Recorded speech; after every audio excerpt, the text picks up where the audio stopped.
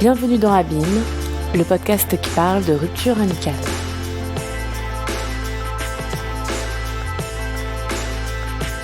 Épisode 5, Laura.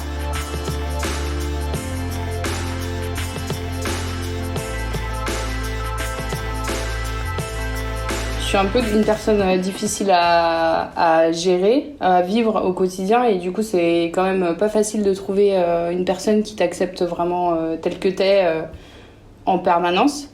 Du coup c'est vrai que le peu d'amis que j'ai, ils sont triés sur le volet, et je pense qu'à un moment donné j'ai fait une espèce de sélection arrivée à l'âge adulte en me disant si ça ne m'apporte pas quelque chose de positif, je garde pas. Et à part quelques exceptions, je suis vraiment entourée de gens qui me font du bien en fait. Ce qui n'était pas le cas à l'époque. Avant, j'avais juste beaucoup de gens autour de moi, histoire de combler les vides parce que je déteste être seule. C'est pas très très facile pour moi de me faire de nouveaux amis aujourd'hui parce que j'ai un espèce de besoin de toujours trop bien vouloir paraître et être aimée en permanence. Et du coup... ce qui fait que je parle beaucoup trop, j'ai pas trop trouvé ma place. C'est quelque chose, je suis vraiment très très mauvaise à l'exercice. En général, quand je trouve des amis, c'est vraiment accidentel, quoi. En général, je deviens amie avec des personnes accidentellement quand je vais dans une soirée où je connais pas forcément les personnes et j'y vais et je suis en roue libre. Je peux même dire des conneries ou dire des choses que je dirais pas forcément si je faisais vraiment attention. Enfin, je suis vraiment naturelle et en général c'est à ce moment-là que si je suis en face d'une personne qui est réceptive à mon humour ou ma personnalité, ça va matcher. C'est arrivé une fois où je suis allée chez un ami de mon conjoint et j'attendais pas vraiment grand-chose de cette soirée et j'ai rencontré une de mes meilleures copines. Maintenant, je pourrais même pas envisager de plus la connaître. C'est vraiment une très très très belle surprise, quoi. En général, quand je rencontre les gens, soit ça passe, soit ça casse. En général, on me déteste au premier abord. J'ai 3-4 amitiés de longue date que je vois régulièrement parce qu'ils habitent pas très loin de chez moi. Il y en a certaines avec qui j'ai gardé contact, mais j'ai effectivement pris des distances parce que j'estimais que c'était un peu forcé. Il y avait beaucoup d'entretiens en fait et je trouvais que c'était pas ça en valait pas forcément le coup. En fait, c'était juste beaucoup de politesse. Au bout d'un moment, quand maintenant j'ai un enfant dans ma vie, j'ai un travail et en plus je me mets à dessiner à côté. J'ai plus le temps de faire tout ça, d'aller chercher des cadeaux de dernière minute pour une personne qui n'a pas pris de nouvelles depuis 3 semaines ou 1 an. J'essaye de me focaliser sur ceux qui sont importants et qui, comme je disais tout à l'heure, me font du bien, puisque de toute façon, j'ai besoin d'avoir des moments où je me détends et j'ai plus envie de broder pour faire plaisir, quoi. Par amitié, je peux faire beaucoup de choses. Je peux aller à l'encontre de beaucoup de crises d'angoisse que je peux avoir dans ma vie au quotidien. Je peux me forcer à aller dans des endroits où j'ai peur. Je peux traverser la France pour voir un bébé naître. Je suis présente et attentive, en tout cas envers ceux qui en ont besoin, parce que moi j'ai des amis qui ont beaucoup besoin de me parler et de se confier. J'en ai d'autres qui se confient pas du tout et à l'inverse, c'est eux qui vont m'écouter. Je pense que je suis quelqu'un qui sera vraiment toujours là et sur qui on peut vraiment compter. Et en tout cas, j'essaye de faire rire au maximum. J'aime beaucoup présenter les gens les uns les autres et créer une atmosphère où tout le monde s'entend bien et où on peut partager des moments tous ensemble. J'aime pas qu'il y ait une personne mise de côté. J'aime même que tout le monde se sente à l'aise et s'amuse. Je pense que ça se sent quand une personne est ton amie. Je pense qu'elle t'écrit régulièrement. Elle s'inquiète. Moi, c'est très simple de savoir quand j'ai des amis ou pas, puisque j'ai des périodes dans ma vie où ça va souvent pas bien, où je peux avoir périodiquement des périodes de stress où ça va agir vraiment sur mon attitude et les gens qui m'entourent en général le savent À partir du moment où ils savent le gérer, je me dis que là, vraiment, il y a un certain niveau d'intimité qui fait que je peux être moi-même et j'ai pas à en être gênée. J'aime bien que les gens soient quand même un peu là, même s'ils sont pas à côté, on sait qu'on peut compter sur eux, qu'on peut leur envoyer un texto sans se douter d'une réponse, quoi. Après, c'est difficile. On grandit, on déménage, on se fait d'autres amis. Même si on apprécie des personnes, c'est vrai qu'après, il y a un fossé qui se crée, puisqu'on n'a plus ce contact au quotidien où on va se raconter vraiment des choses très, très banales. C'est vrai qu'après, quand on se parle, on va vraiment aller tout de suite dans les grandes lignes. Avant, on parlait de « Oh, il m'est arrivé un truc hier » et maintenant, ça va être « Oh, bah finalement, je suis enceinte, j'ai un deuxième enfant. » Enfin, pour moi, c'est des banalités. Enfin, je veux dire, il n'y a rien de profond dans ces échanges-là, donc forcément, on s'éloigne et puis voilà, quoi. Si je vois une personne qui est effectivement un peu de côté et effectivement, dans une soirée qui se mélange pas bien avec la foule qui est présente, si je vois que cette personne, elle est un peu fragile et qu'elle se retrouve dans un coin, je vais sûrement en faire des caisses pour que cette personne se sente à l'aise, limite lui passer du temps avec elle et parler beaucoup. Et ça m'a joué des tours souvent parce que ces personnes-là, après, elles pensent vraiment que je suis une amie sur lesquelles ils peuvent compter, alors qu'en fait, c'était juste histoire d'être là pour eux à ce moment-là. Mais c'est vrai qu'ils rentraient pas... Enfin, je me suis pas dit, cette personne-là, je vais la garder dans ma vie et je vais l'inviter demain, je peux plus m'en passer, quoi. Mais j'aime bien quand les gens se sentent bien en soirée, c'est vrai. Peut-être que effectivement ça a un rapport avec le fait que moi-même, si je me sens pas à l'aise, ça va tout de suite se ressentir et de toute façon je peux pas le camoufler, ça se voit directement. Donc, par exemple, dans un mariage, si je vois un papy assis tout seul sur une chaise, je vais l'inviter à danser. Et en fait, je peux pas voir quelqu'un assis tout seul quand je m'amuse, c'est pas possible, je peux pas. J'ai traîné une dizaine de petits vieux sur la piste de danse.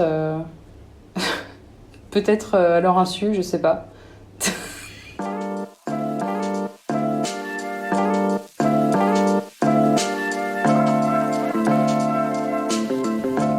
J'ai rencontré mon amie en CM1 à la rentrée des classes. Elle est venue vers moi, elle a posé son manteau à côté du mien, puisqu'on devait mettre nos manteaux sur des porte-manteaux avec nos prénoms écrits dessus, et on était côte à côte. Du coup, elle m'a dit « Coucou,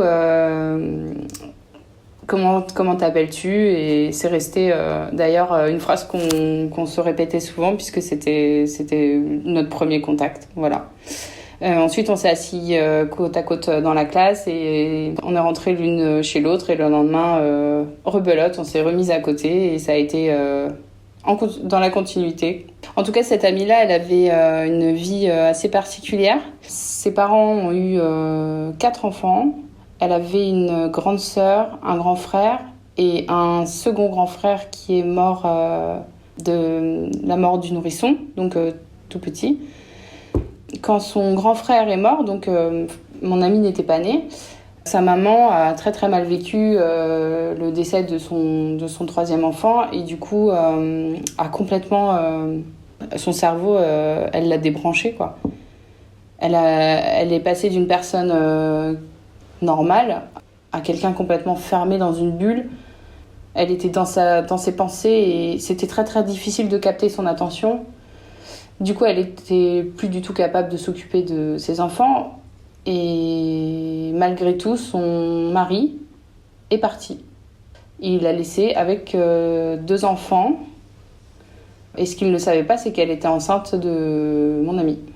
Donc, quand elle est née, elle était vraiment voilà, dans un schéma familial qui était vraiment pas simple. Je pense qu'on s'est retrouvés aussi parce que moi, de mon côté, bizarrement, j'avais une grande maison avec un frère, une maman, un papa, un chien et un grand jardin. Elle m'enviait d'avoir tout ça, puisqu'elle avait complètement l'opposé, mais on avait ça en commun. Ayant un frère autiste, ma mère s'occupait de moi comme elle le pouvait, la pauvre, et j'avais un père absent, donc vraiment vraiment absent. Donc c'est vrai que elle ne voyait quasiment jamais son père. Donc c'était vraiment un point commun qu'on avait ensemble. Et du coup, je pense que ça nous a rapprochés, le fait de se dire qu'on n'avait pas de papa. C'est bizarre, c'est glauque, mais c'était comme ça. Enfin, moi, j'avais un papa, il rentrait tous les soirs, mais c'était pas du tout l'image du papa qu'on aimerait avoir. On avait aucune autorité quand on était là-bas. On pouvait fumer des clopes, on pouvait boire du whisky, on pouvait se faire des tatouages nous-mêmes. D'ailleurs, on l'a fait. On sortait le soir, des fois, jusqu'à 5h du matin. Personne ne venait nous dire quoi que ce soit. C'était la teuf, quoi. Il y a des moments où sa maman a été contactée par l'école, puisqu'il y avait souvent des soucis d'hygiène ou des soucis financiers. Par exemple, payer la cantine ou ce genre de petits détails qui faisaient que l'école contactait la maman et ensuite contactait les services sociaux. Et là, mon amie se retrouvait souvent placée soit chez des inconnus ou soit dans sa famille, loin. Et ça, c'était très, très, très, très dur pour elle. Et c'était très, très, très, très dur pour moi aussi, puisque je pouvais pas envisager de ne pas la voir. C'était horrible. Je me souviens qu'une fois, on m'a empêchée de la voir. Et j'ai pris une lame de rasoir et j'ai voulu me tuer, je me souviens. Ça paraît ridicule, mais pour moi, on était vraiment dans un film dramatique, quoi. Je pouvais pas me passer d'elle. Et je pense qu'elle non plus. C'était une sœur, c'était vraiment une super amie, quoi. Et du coup, quand elle était loin, on s'arrangeait toujours pour se voir. Par exemple, les personnes qui l'accueillaient m'accueillaient aussi, du coup, pendant les grandes vacances. Ils ont été vraiment patients parce que c'était beaucoup d'organisation. Et puis, des fois, sa maman revenait, elle allait mieux, elle suivait son traitement et du coup, elle pouvait revenir. Et ça, c'était trop cool. On recommençait notre petit train de vie normal. Ce que j'aimais chez elle, c'est qu'elle était très, très, très drôle. Elle me faisait beaucoup rire et puis surtout, elle avait peur de rien puisque, étant donné qu'elle pouvait faire tout ce qu'elle voulait, elle n'avait pas ce truc dans la tête qui disait ça, c'est peut-être une bêtise en fait. Et elle, personne ne lui a jamais rien dit. Donc, si on devait voler dans un magasin, ça lui faisait pas peur. Si on devait sortir à 5h du matin, ça lui faisait pas peur. Mentir aux parents, je me souviens qu'une fois, elle m'a demandé de mentir à ma mère en lui disant qu'on partait avec sa grande sœur, qui était adulte à ce moment-là, en vacances. Sauf que sa grande sœur n'était pas du tout au courant. Et on a pris des billets de train avec la carte bleue de sa maman. Et on est parti 15 jours à Sainte-Maxime en camping. On avait, je crois, 14 ans. Et en plus, on a fait des rencontres pas claires, quoi. Et quand j'y pense maintenant que j'ai un enfant, je me dis, mais c'est incroyable, quoi. Et j'appelais ma mère d'une cabine téléphonique et je lui disais, oui, tout va bien. On n'avait pas de sous, donc on mangeait des boîtes de conserve. On n'avait pas de quoi s'acheter de l'anti-moustique. On s'étalait du citron sur les bras, mais on s'en est sortis. Et je crois que ma mère n'est même pas au courant de ça. Je crois que je vais jamais lui dire. Moi, j'aimais bien parce qu'elle était plus grande que moi d'1 an et elle était plus courageuse que moi et elle était super, super cool. Du coup, je la voyais comme c'était une bad girl, quoi, comparée à moi. Jusqu'à mes 19 ans, j'ai pas eu d'autres amies qu'elle, en fait, puisqu'on était tellement fusionnels et tellement tout le temps ensemble. C'était très difficile pour les personnes extérieures de venir et essayer d'être amies avec nous. Il y en a qui ont essayé et elles sont vite reparties puisque c'était pas possible. Pas qu'on voulait pas, mais elles n'arrivaient pas à rentrer dans cette unité qu'on formait, elle et moi, quoi. J'avais des copines au collège, j'avais des copines au lycée. Ça restait au lycée et au collège. C'est-à-dire que quand je sortais, j'allais la retrouver. Souvent, j'allais chez elle directement. Et si j'allais pas chez elle directement, elle m'attendait devant comme un petit ami qui surveille, quoi. À un moment donné, elle est allée chez le coiffeur et elle est passée d'une coupe de cheveux basique à une coupe de cheveux dégoûtante, un peu style alisé, avec des pics derrière. avec des mèches vraiment immondes. Et à l'époque, c'était vraiment la coupe de cheveux à avoir. Elle est allée au lycée le lendemain, et au collège le lendemain, et elle est devenue hyper populaire, tout le monde voulait traîner avec elle. Et je l'ai super mal vécu, j'étais dégoûtée. Elle m'a même, d'ailleurs, à partir de ce moment-là, elle a commencé à m'ignorer, en fait, puisqu'elle avait rencontré d'autres gens, et du coup, elle avait plus besoin de moi. Et puis, elle était contente d'avoir tous ces garçons qui lui tournaient autour, ça lui était jamais arrivé, donc elle kiffait. Moi, je l'ai super mal vécu, cette période. Très, très mal vécu. J'attendais qu'une chose, c'est qu'elle me rappelle en me disant que c'était fini avec eux et qu'elle reprenait avec moi. Et effectivement, à un moment donné, c'est arrivé, puisqu'en fait, elle s'est retrouvée dans une situation... elle fréquentait vraiment des gens... il fallait pas vraiment... c'était pas terrible qu'elle traîne avec eux. Et c'est à partir de ce moment-là qu'elle est rentrée, elle m'a regardée, elle m'a dit faut que je te raconte, plus jamais je vais vers ces gens-là, c'est vraiment... c'est plus possible, quoi. Moi, je l'ai un peu mal vécu parce que j'étais hyper blessée, mais en même temps j'étais rassurée, donc en fait j'attendais vraiment qu'elle revienne, et du coup j'étais très très contente de la retrouver, et j'espérais que ça dure. Je me doutais bien que c'était le début forcément d'une fin. Je l'ai senti par de petits détails, c'était pas forcément cet événement-là, c'était qu'à partir de ce moment-là, elle a commencé à me reprocher par exemple mon fort caractère. Elle a commencé à me trouver des défauts qu'elle ne trouvait pas avant, en fait. Et puis après, on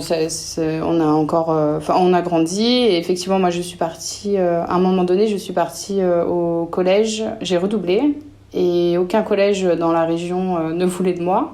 Et entre-temps, mes parents s'étaient séparés. Et du coup, mon père a accepté de me prendre chez lui, mais mon père habitait à 1h30 de route. Et donc, on a été séparés encore une fois. Mais étant donné que j'allais chez ma mère 1 semaine sur 2, on trouvait quand même le moyen de se voir, même si ma mère refusait de la voir à la maison pendant toute la période où j'étais là. Finalement, elle acceptait puisque c'était de toute façon pas négociable. Quand je suis allée chez mon père, je me suis fait vraiment des bandes de copains que j'adorais, et j'étais vraiment très très contente. J'ai vite ressenti le besoin de leur présenter cette amie-là. Elle est venue, on a fait plusieurs soirées, et elle s'est très bien entendue avec tout le monde. Et d'ailleurs, elle s'est mise en couple avec un des garçons qui faisait partie de mon cercle d'amis. Sauf que ce garçon-là, très rapidement, a estimé que j'étais une mauvaise fréquentation pour elle. Étant donné qu'il me connaissait, en tant qu'ami, ça ne le dérangeait pas, mais par contre, il voulait pas que je sois amie avec sa petite amie parce que je risquais de l'emmener en soirée. Je sais pas ce qu'il voulait dire par là, parce que j'étais en couple, moi, et en plus pendant longtemps. Lui, ce qui le dérangeait, c'est qu'il y ait des garçons dans la même pièce qu'elle en soirée. Et moi, j'avais beaucoup d'amis, et notamment beaucoup d'amis garçons. Donc ça le dérangeait beaucoup. Et puis peut-être le fait que je m'habillais de manière des fois un peu provocante, pour lui, ça passait pas du tout. Il était très très macho, et il la voulait que pour lui. Et donc, elle s'est mise en couple avec lui, ils se sont enfermés dans leur chambre, et ça a duré 1 an comme ça, sans que je puisse la voir. Elle est devenue amie avec mes amis, et du coup, il y avait des soirées auxquelles je n'étais pas invitée. Et finalement, j'ai perdu tous mes amis à cause de cette histoire, puisque on me disait que j'ai été une personne pas fréquentable. Bien heureusement, il l'a larguée. Ça s'est terminé, mes amis sont revenus, et elle est partie, et puis on s'est plus trop parlé. Peut-être 1 mois après, elle m'a recontactée pour s'excuser, et puis c'est reparti. Mais en fait, à partir de ce moment-là, c'était par intermittence, c'est-à-dire qu'elle était là parce que je l'intégrais dans ma vie. Sinon, elle disparaissait, en fait. Il fallait que je m'efforce à la contacter, puisque sinon, elle partait, elle me glissait entre les doigts. Malgré tout ce qu'elle faisait, même si j'étais très en colère ou très triste, je revenais toujours.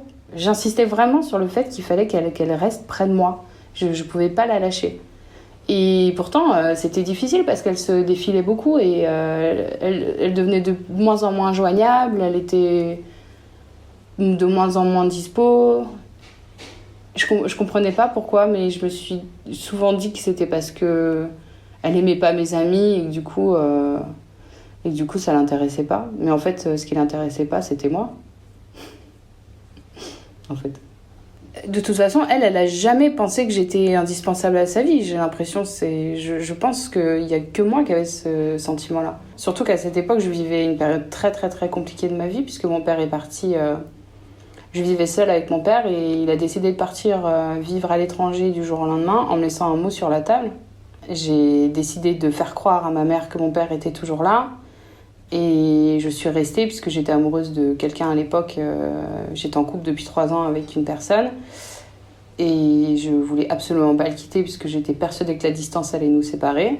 Je vivais donc dans une maison sans électricité, sans eau, avec les huissiers qui venaient de temps en temps piquer des trucs. Donc j'étais vraiment dans une période pas cool et c'est vrai que si elle avait été là, ça aurait pu être une période un peu moins difficile, mais je crois pas qu'elle s'en souciait vraiment à ce moment-là. À ce moment-là, j'étais très très en colère contre elle, mais comme beaucoup de fois en autant de temps d'amitié, de toute façon, j'ai déjà été beaucoup en colère contre elle, et puis c'était pas la première fois qu'elle me faisait quelque chose comme ça. De toute façon, c'était pas une amitié amie, c'était une amitié sœur. C'est-à-dire que tu pardonneras toujours aux personnes de ta famille. Tu vas pas t'en séparer puisqu'ils font partie de ta famille et tu vis avec. C'était pas envisageable qu'on arrête de se parler pour moi. Et je pense que ça explique pourquoi je lui pardonnais en fait. Donc j'attendais qu'elle revienne encore. Je rentre chez ma mère à un moment donné puisque je peux plus vivre dans le squat dans lequel je vivais. On habite de nouveau côte à côte et notre amitié reprend à ce moment-là et d'ailleurs ça se passe très très bien. À un moment donné, on était en train de se balader le soir, je sais pas ce qu'on faisait au bord de la route, il faisait nuit. Je crois qu'on avait décidé de faire du stop. Il devait être 2h du matin. Et une voiture s'arrête et 4 jeunes descendent et ils décident de nous emmener. Finalement, on avait une destination définie, mais finalement, on est parti faire un bowling avec eux. Et un de ces garçons devient mon petit ami peu de temps après. Et il lui présente son meilleur ami, qui devient également son petit ami. Et à partir de ce moment-là, plus de nouvelles. Elle retombe dans le schéma de j'ai mon mec, je n'ai plus de besoin de toi, c'est terminé, je la vois plus. Il m'arrive de la croiser à ce moment-là, quand mon copain de l'époque organise des soirées, elle est là, mais en fait elle est là en tant que petite amie de cette personne, mais elle n'est pas là parce qu'elle est venue avec moi. Finalement cette relation avec lui s'arrête à un moment donné. Comme d'habitude, on reprend notre amitié là où on l'avait laissée. Je pardonne encore une fois. Et puis un jour, on était devant chez moi. Je crois qu'on s'était fait un resto. Et elle me raconte qu'à chaque fois qu'elle va faire de l'essence à côté de chez moi, elle tombe sur un caissier, le caissier de la station essence. Elle me parle de lui, elle me dit qu'elle est amoureuse de lui, qu'elle fait exprès de dépenser son essence pour pouvoir vite rechargée et qu'elle n'ose pas lui parler. Elle me demande comment elle pourrait faire pour l'aborder. Je lui dis entame une conversation et on verra ensuite. Elle revient le lendemain en me disant qu'elle avait discuté avec lui et qu'elle avait appris une information capitale, c'est qu'elle connaissait le nom de sa rue. Et il se trouvait que le nom de sa rue, à l'époque, c'était ma rue. On repère le pavillon où habite le garçon en question. Moi, le lendemain, je prends un bout de papier, j'écris une lettre au mec. Et je lui écris écoute, ma copine vient faire de l'essence chez toi régulièrement. Tu lui plais, voici son numéro. Je sais plus exactement ce que j'avais noté, mais en gros, dans les grandes lignes, j'arrangeais le coup, quoi. Je mets ça dans la boîte aux lettres et ils l'appellent. Ils ont leur premier rendez-vous et ils tombent amoureux. Et aujourd'hui, ils sont encore ensemble. Et je crois qu'ils ont 5 enfants ensemble. En fait, quand elle a commencé à se mettre en couple avec lui, sans surprise, je l'ai vue beaucoup moins. Mais j'arrivais quand même à la voir en insistant très très lourdement. Un jour, je suis venue chez elle. On n'avait rien de prévu. D'habitude, on prévoyait d'aller à la piscine ou au cinéma. Et là, rien n'était prévu. Elle m'a juste ouvert la porte de sa chambre. On s'est assis sur son lit et c'est moi qui faisais la conversation. Ça n'allait que dans un sens. Donc un peu comme un garçon ou une fille qui a décidé de te larguer, quoi. C'est un peu une relation amoureuse où tu sens qu'il y a Là, c'était vraiment, tu sentais que la rupture était vraiment imminente, quoi. Et encore une fois, j'y croyais pas, puisque de toute façon, les ruptures, on en avait eu 15 000, donc... Le lendemain, j'ai reçu un texto qui me disait faut qu'on arrête de se voir, puisque toi et moi, on partage plus rien. Toi, t'aimes faire la fête, sortir, et moi, je veux me mettre en couple, acheter une maison et faire des enfants, et... Donc voilà, désolée.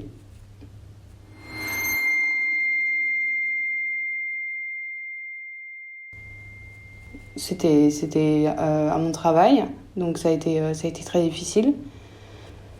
J'ai pas répondu.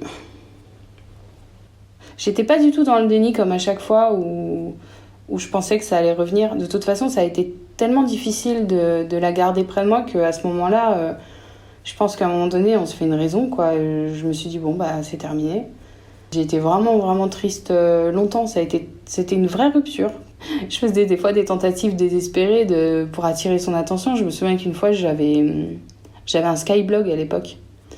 Et j'écrivais des articles très intéressants sur ma vie et mes soirées. En fait, elle et moi, quand on était petites, depuis toute petite, une fois par semaine, on allait dans un photomaton. Et en fait, on les collectionnait, ces photos. J'avais mis du coup sur mon Skyblog une photo d'un vieux photomaton. Et j'avais énuméré tous les souvenirs que j'avais avec elle. C'était un peu une tentative désespérée. Je lui avais envoyé le lien, elle l'avait lu. Je crois qu'elle avait même mis un commentaire, mais c'en est resté là. Ensuite, il y a eu le décès de mon chien. Je l'ai appelé sur le trottoir devant le vétérinaire parce qu'on venait de le faire piquer, ou en tout cas, ils étaient en train de le piquer. J'étais en crise de nerfs, mais là, vraiment, j'étais vraiment sortie de mes gonds, quoi. J'arrivais pas à maîtriser, je tremblais, je criais, je pleurais. Et vu qu'elle l'a connu et qu'elle l'a vu grandir surtout, je pouvais appeler qu'elle, puisque finalement, il y avait que elle qui le connaissait, mon chien. Tous mes amis ne le connaissaient pas. Il y avait qu'elle qui pouvait être triste, en fait, qui pouvait partager cette douleur-là. Quand je l'ai appelée, elle était très froide. Elle m'a dit ah oui, bah désolée pour ton chien, bon bah je te laisse, quoi. Je me suis retrouvée sur le trottoir à regarder le téléphone. Je me suis dit ah ouais, c'est vraiment fini, quoi. C'est comme si je devais dire au revoir à une énorme partie de mon enfance, en fait. Elle connaît des choses que certaines personnes ne connaissent pas. C'est ça, en fait, qui est perturbant. Et puis j'avais beau être entourée de plein d'amis, je me sentais du coup seule, quoi. Parce que j'avais perdu une sœur, en fait. Donc je savais pas comment fonctionner sans elle, en fait. J'ai réalisé à un moment donné que, par exemple, elle demandait jamais vraiment de mes nouvelles. Elle s'en fichait vraiment à partir de ce moment-là. De toute façon, c'était terminé pour elle, et je pense que ça la soulageait. Sauf qu'un jour, elle a vu sur Facebook que j'avais un enfant. Et là, c'est comme si j'étais devenue intéressante à ses yeux, finalement. Je pense qu'elle s'est dit, ça y est, on va avoir des choses à se dire, quoi. Sauf que ça m'intéressait pas de parler d'enfants. De toute façon, moi, je me définis pas par mon enfant. Je me définis pas en tant que mère. Et puis, je fais encore des soirées, quoi. Il y a eu une tentative de rapprochement à ce moment-là, mais pas redevenons amis. Hein. Ce serait cool que tu viennes à la maison rencontrer mes enfants. Ou... Je l'ai jamais fait et je le ferai jamais, je pense. De toute façon, je peux comprendre qu'elle avait envie de vite rencontrer quelqu'un, vite s'investir dans une relation pour vite partir de chez elle et vite créer la famille parfaite qu'elle n'a pas eue. C'était pas incompatible de m'avoir à côté, en tout cas.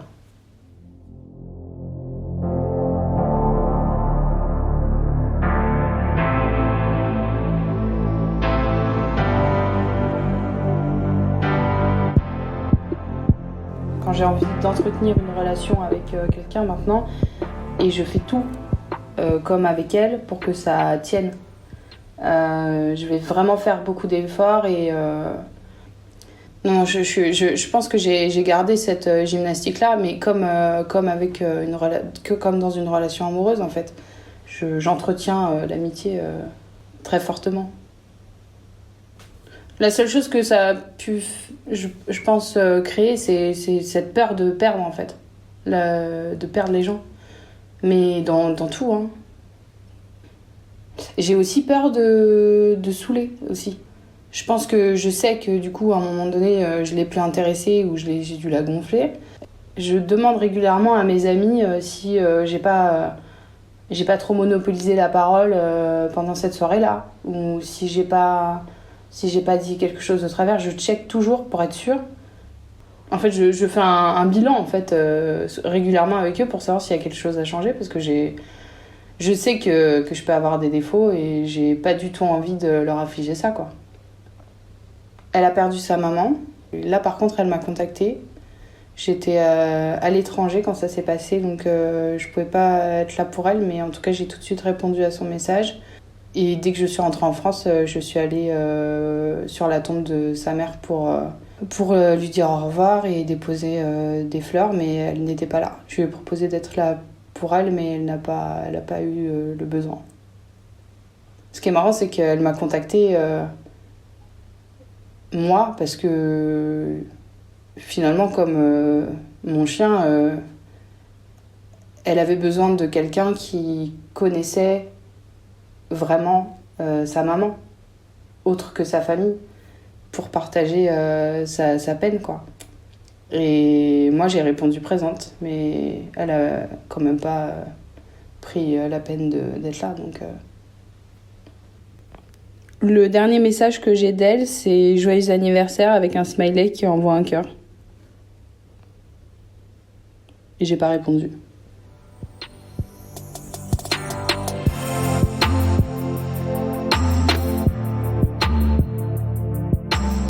C'était Abîme. À très vite pour le prochain épisode.